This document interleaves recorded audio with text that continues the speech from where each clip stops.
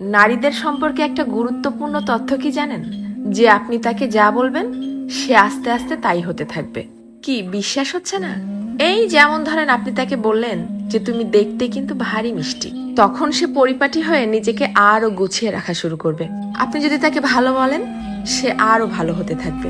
আপনি যদি বলেন যে তোমার মনের মধ্যে অনেক মায়া, ভালোর জন্য তুমি নিমেষেই যে কোনো কিছু কুরবানি দিতে পারো, তখনও সে সেটা রপ্ত করতে শুরু করবে।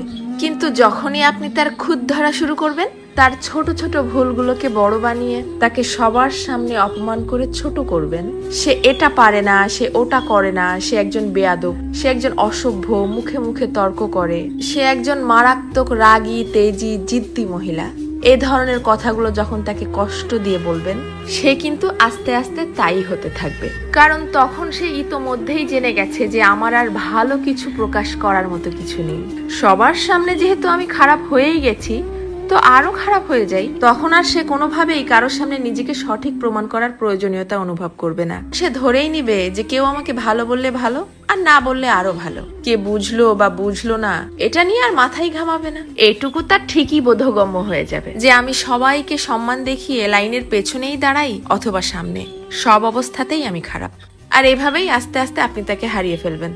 আর একজন নারী কখনোই একদিনে বা একটা কারণে নিজেকে সরিয়ে নেয় না, এর পেছনে থাকে কোটি কোটি কারণ। এজন্যই কথাই আছে না যে কথাতেই জয় আবার কথাতেই ক্ষয়। কারো ভুল ধরিয়ে দিতে হয় একান্তে, সবার গোপনে। আর কারো প্রশংসা করতে হয় তাকে সামনে রেখেই সবার সামনে।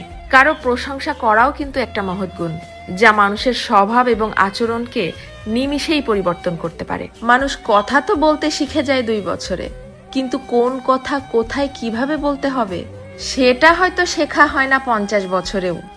এটাও কিন্তু মানুষের জীবনের একটা বড় ব্যর্থতা।